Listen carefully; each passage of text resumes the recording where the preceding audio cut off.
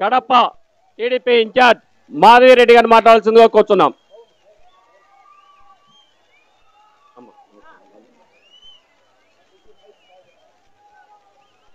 Hello,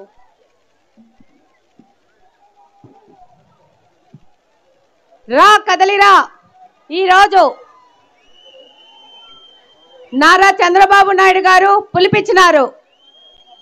ప్రజలందరికీ రండి, కదలి రండి, ఈ యొక్క జగన్మోహన్ రెడ్డి గారి ప్రభుత్వాన్ని కూలదిద్దాం. మనము మన రాష్ట్రానికి ఒక బంగారు భవిష్యత్తు మనమే ఇద్దాము.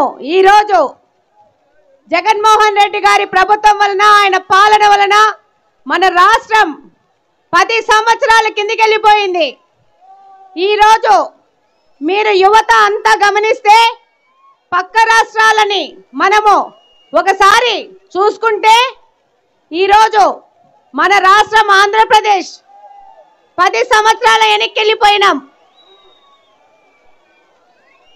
ఈరోజు జగన్మోహన్ రెడ్డి గారు ఆ రోజు 2019లో ఆయన నోటికొచ్చిన వాగ్దానాలు చేశాడు. నవరత్నాలు అన్నాడు, ఇంకొకటి అన్నాడు, అందరికీ ముద్దులు పెట్టాడు, కౌగలించుకున్నాడు. ఈరోజు అందరి యొక్క వీపులు బాధేస్తున్నాడు. ఒక వర్గం కాదు, ఒక కులం కాదు, ప్రతి ఒక్క వర్గాన్ని, ప్రతి ఒక్క కులాన్ని ద్రోహం, మోసం చేసిన ఈ జగన్మోహన్ రెడ్డికి, ఆయన చేసిన తప్పుకు ఆయనకి ఈరోజు 2024లో మనం సమాధానం ఇవ్వాల్సిన అవసరం ఉంది.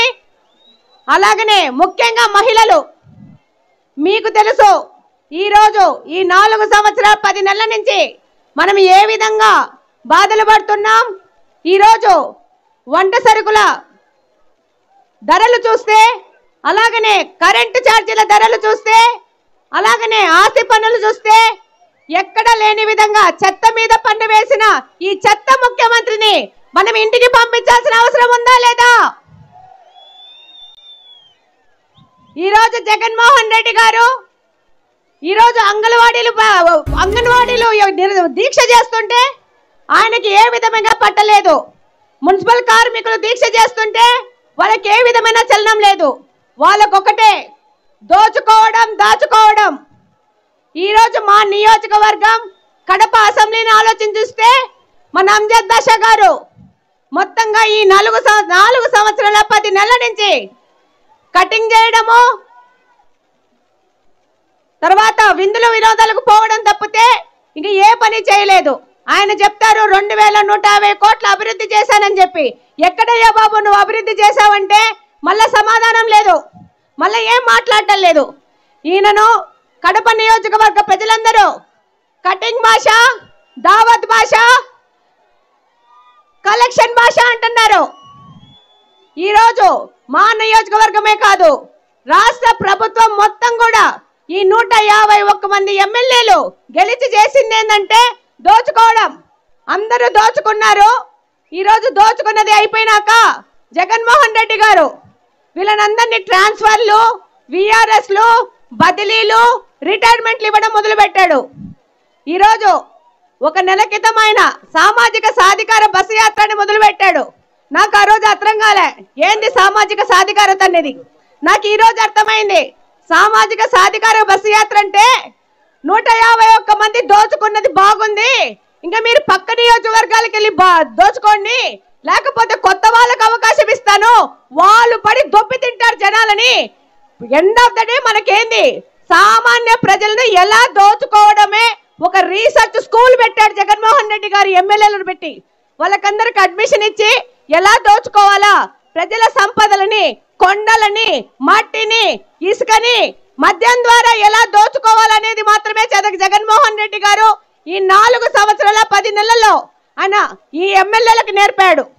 ఆయన పెద్ద ఎత్తున దోచుకుంటుంటే మన పిల్ల ఎమ్మెల్యేలు మన నియోజకవర్గాన్ని మొత్తం దోచుకుంటున్నారు. దీన్ని మొత్తం ప్రజలందరూ ఆలోచించి ఈ జగన్మోహన్ రెడ్డి గారు మనకు అవసరమా అనేది ఆలోచించుకోవాల్సిన అవసరం ఉంది. ఈ ధరల పెరుగుదల మనకు అవసరమా? ఈ యొక్క దుర్మార్గమైన పాలన మనకు అవసరమా? ఈరోజు ఎవరన్నా ఇది తప్పు అని అడిగితే వాళ్ళ మీద కేసులు పెట్టడం, వాళ్ళ మీద దౌర్జన్యాలు చేయడం. 2 నెలల్లో ఎలక్షన్ ఉంది. మీ అందరూ ఇక్కడున్న ఈ అశేష ప్రజావాణి మొత్తము ఆలోచించుకొని మీరు మళ్ళా ఇంటికెళ్ళి మీరు ఒక 10 మందికి ఈ ప్రభుత్వం అవసరమా అనే ప్రశ్న చేయాలా. మనకు ఉపాధి కావాలా, మనకు మన రాష్ట్రానికి అభివృద్ధి కావాలా, మనకు మన పిల్లలకు ఉద్యోగాలు కావాలా. ఇది ప్రభుత్వాన్ని మనం డిమాండ్ చేసేది. ఈ జగన్మోహన్ రెడ్డి ఈ 4 సంవత్సరాల 10 నెలలు యువతను మొత్తం బస్సు పట్టించేసి నిరుద్యోగులుగా పెట్టాడు. ఇప్పుడు వచ్చింది ఎలక్షన్ టైం, చంద్రబాబు నాయుడు గారు వస్తున్నారు, రా కదిలిరా అంటున్నారు. మహిళలు యువకులు మొత్తం ఉత్సాహంగా మనమందరం రేపు వచ్చే ఎలక్షన్ లో ఈ జగన్మోహన్ రెడ్డి గారిని ఆయన ఆలీబాబా 151 మంది దొంగలని ఇంటికి పంపించాల్సిన అవసరం ఉంది. దీనికి మీ అందరి సహకారం ఎంతో అవసరము. ఓపికగా మీరందరూ విన్నందుకు చాలా థ్యాంక్స్. జై తెలుగుదేశం, జై నారా చంద్రబాబు నాయుడు గారు.